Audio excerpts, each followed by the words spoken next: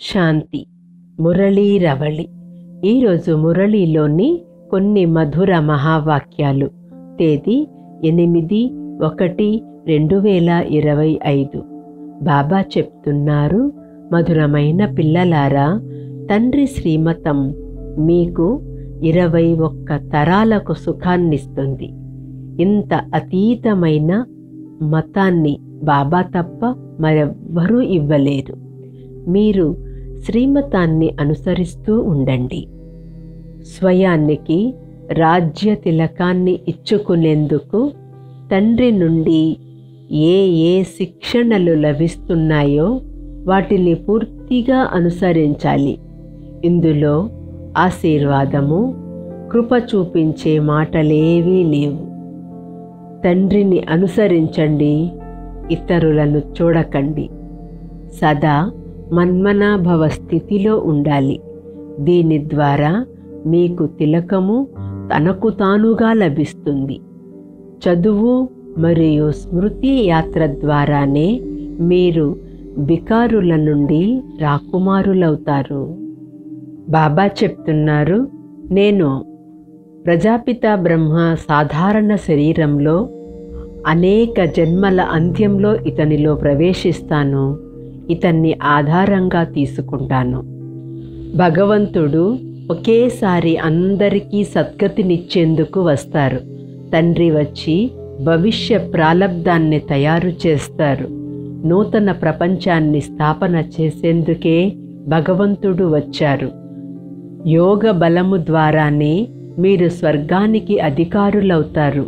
స్వర్గస్థాపన చేసేవారు తండ్రి ఎలా స్థాపన చేస్తారన్న విషయం ఎవ్వరికీ తెలియదు. ఈ రాజయోగాన్ని ఆత్మిక తండ్రి మాత్రమే నేర్పిస్తారు. దేహధారి మానవులెవ్వరూ నేర్పించలేరు. భగవంతుడు పతితులను పావనంగా చేస్తారు. ఈ జ్ఞానము ద్వారా 21 జన్మల సుఖం లభిస్తుంది. అందరి సద్గతి దాత ఒక్కసారి మాత్రమే వచ్చి మన్మనాభవ మంత్రాన్ని సంగమయుగంలో ఇస్తారు. ఇప్పుడు రావణ రాజ్యం కారణంగా అందరూ దేహాభిమానులుగా ఉన్నారు. ఆత్మాభిమానులుగా చేసేందుకు తండ్రి వచ్చారు. తండ్రిని స్మృతి చేస్తూ ఉంటే ఆత్మలోని మలినాలు తొలగిపోతాయి. ఆత్మ సతోప్రధానంలోనికి వస్తుంది. బాబా చెప్తున్నారు, సతోప్రధానమైన సత్యయుగంలో భవనాలు బంగారంతోనే ఉంటాయి. రాయి మట్టితో నిర్మించరు. అక్కడ సైన్స్ ద్వారా చాలా సుఖం లభిస్తుంది. ఇక్కడ అల్పకాల సుఖమే ఉంటుంది. ఇంకా ఈ ప్రపంచంలో అత్యంత దుఃఖం కూడా సైన్స్ ద్వారా లభిస్తుంది. బాంబులు తయారు చేస్తారు, వినాశనం చేస్తూనే ఉంటారు. బాంబులు తయారు చేసి స్వయాన్ని మృత్యుముఖానికి తీసుకువెళ్తామని తెలిసి కూడా బాంబులను తయారు చేస్తారు. అంటే మానవుల బుద్ధి మరణించినట్లే కదా. ఇటువంటి బాంబులు తయారు చేయమని ఎవరు ప్రేరేపిస్తున్నారో తెలియటం లేదు. తయారు చేయకుండా మేము ఉండలేకపోతున్నామని అంటారు. ఎవరెన్ని శాంతి సమావేశాలు చేసినా ఒక్క తండ్రి మాత్రమే, శాంతి సాగరుడు మాత్రమే సుఖశాంతి పవిత్రతల వారసత్వాన్నిస్తారు. సత్యయుగాన్ని స్థాపన చేస్తారు. అక్కడ అనంతమైన సంపద ఉంటుంది. భక్తి మార్గంలో చాలా సమయాన్ని, ధనాన్ని ఖర్చు పెడతారు. దేవతామూర్తులను తయారు చేస్తారు, తిరిగి నీటిలో కలిపేస్తారు. ఇది బొమ్మల పూజ వంటిది. ఈ అవినాశీ జ్ఞానమే రేపటి సంపాదనకు ఆధారం. జ్ఞానం ద్వారా సద్గతి లభిస్తుంది. ఈ జ్ఞానము ద్వారా మీరు ధనవంతులవుతారు.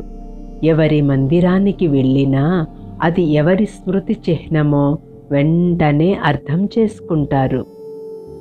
భారతదేశము 100% పావనంగా ఉండేది. అదే ఇప్పుడు పూర్తి దివాలా తీసి పతితంగా ఉంది. ఇక్కడ అందరూ వికారాల ద్వారా జన్మిస్తారు. సత్యయుగంలో వికారాల మాటే ఉండదు.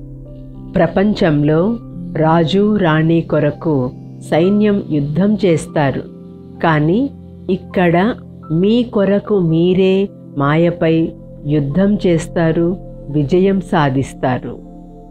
బాబా చెప్తున్నారు, అవినాశీ జ్ఞానధనాన్ని దానం చేసి మహాదానులుగా కావాలి. బ్రహ్మా బాబా తన సర్వస్వాన్ని యజ్ఞంలో వినియోగించారు. అలాగే తండ్రిని అనుసరించి రాజ్యంలో ఉన్నత పదవిని పొందాలి. బాబా చెప్తున్నారు, శిక్షల నుండి తప్పించుకునేందుకు కర్మాతీత స్థితిని పొందే విధంగా యోగాన్ని సంపాదించాలి. గౌరవయుక్తంగా ఉత్తీర్ణత పొందేందుకు పురుషార్థం చేయాలి. ఇతరులను చూడరాదు. మీ శ్రేష్ఠ కర్మల ద్వారా మీరే అభివృద్ధిని సాధిస్తారు. ఇందులో ఆశీర్వాదము, కృప ఏమీ ఉండదు. మీ రాజ్య తిలకాన్ని మీరే దిద్దుకుంటారు. తండ్రిని అనుసరించే పురుషార్థం చేయాలి. ఇతరులను చూడరాదు. మన్మనాభవ స్థితిలో ఉన్నప్పుడు మీకు మీరుగా విజయ తిలకము, రాజ్య తిలకము పెట్టుకుంటారు. వరదానము, కఠినమైన నియమాలు మరియు దృఢ సంకల్పము ద్వారా నిర్లక్ష్యాన్ని సమాప్తి చేసే బ్రహ్మా బాబా సమానం అలసట లేని వారిగా కండి. బ్రహ్మా బాబా సమానంగా అయ్యేందుకు సోమరితనాన్ని సమాప్తి చేయండి. అందుకు ఏదైనా కఠిన నియమాన్ని తయారు చేసుకోండి. దృఢ సంకల్పం చేసుకోండి. అటెన్షన్ అనే కాపలాదారుడు సదా చురుకుగా ఉంటే నిర్లక్ష్యం సమాప్తమవుతుంది. ముందు స్వయంపై శ్రమ పడండి, తరువాత సేవలో శ్రమించండి. అప్పుడు భూమి పరివర్తన అవుతుంది.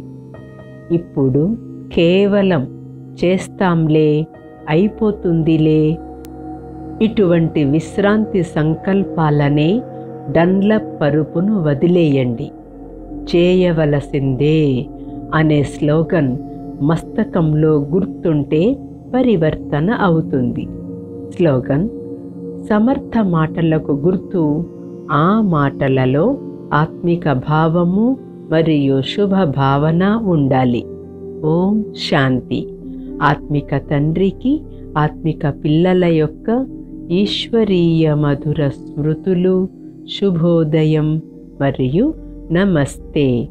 ఓం శాంతి.